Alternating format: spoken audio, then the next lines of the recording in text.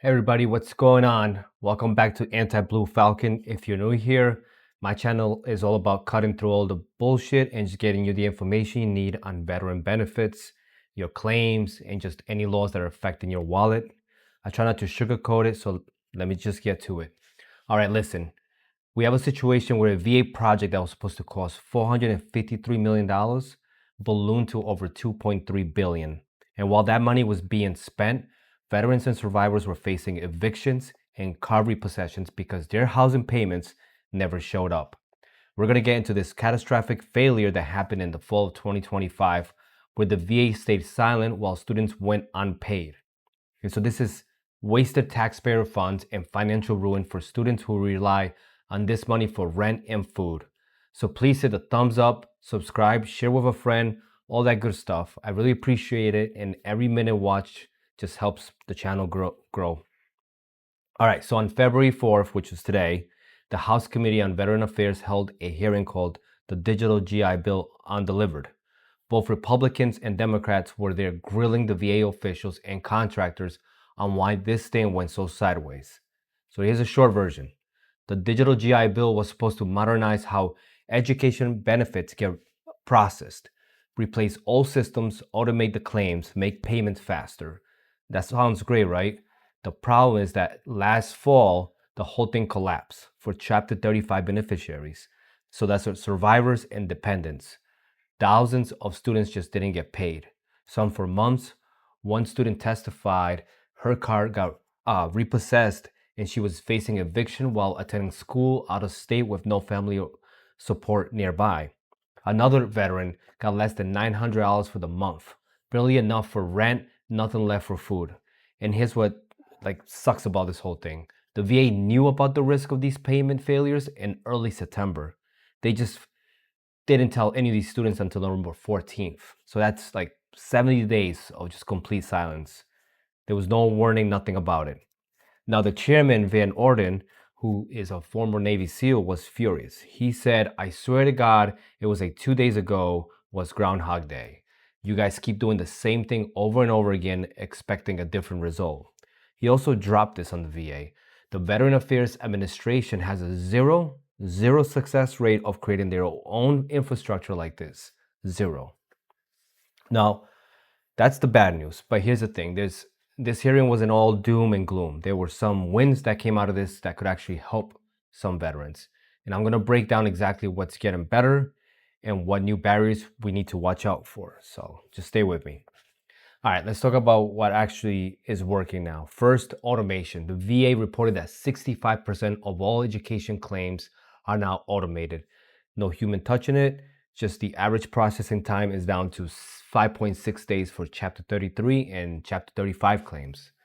Now, that's huge compared to what we've seen historically. Second, that 50-year-old system called the Benefits Delivery Network is finally just being retired. That was a fragile mainframe from the 1970s. So getting rid of that should make things more stable long term. Now, third, if you're a Chapter 35 beneficiary who missed the new enrollment verification requirement, the VA said they've actively been verifying for those 37,000 people who didn't know they had to do it. So that's you might still be okay. Now, there's something to remember. Both Republicans and Democrats were united in demanding better service. So it isn't a partisan issue. Both sides were hammering the VA for all these failures that are going on. Now, here's what you need to know that could hurt you. There's a new verification requirement for Chapter 35 beneficiaries. You now have to verify your enrollment monthly, similar to the post 9/11 GI Bill. A lot of students didn't know about this change, and that's exactly why they didn't get paid. So if you're on Chapter 35, make sure you're verifying every month.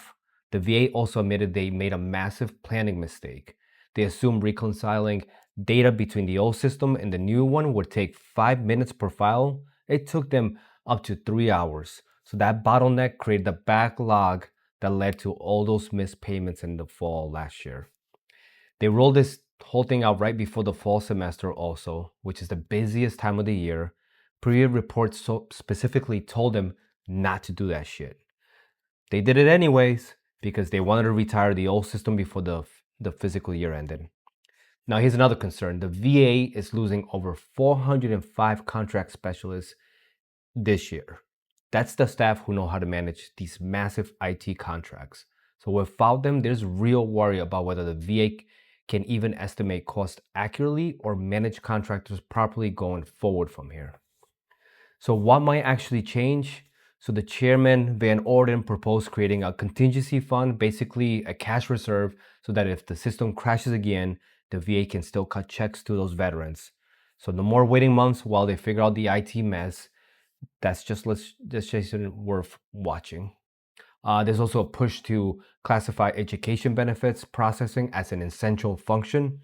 During the government shutdown scare, the GI Bill hotline was classified as non-essential, so students could even call anyone when their payments didn't show up. So that needs to change. Veteran Education Success recommended the VA be forbidden from launching major software updates at the beginning of an academic terms, so August, September, and January. If they followed that simple rule, this whole disaster could have probably been avoided. So that's where we stand. A $2.3 billion project that caused veterans and survivors to face eviction. And 70 days of silence, that's not right. All these VAs, from the VA, the students scrambling to pay rent and pay their car bills. That just got all screwed up. We're getting faster claim processing, like I said, retired legacy systems, and bipartisan pressure for all this accountability. So if you're on Chapter 35, check your enrollment verification. If you're waiting on payments, know that the automation is improving. And if you've been impacted by any of this, keep records of everything. Overdraft fees, late fees, repossession costs. None of that gets reimbursed automatically, but I'll keep you posted on anything that comes out of this. As always, if you got any value from this video, hit subscribe, drop a comment with your experience, and remember, if we don't take care of each other, something went wrong. Until next time.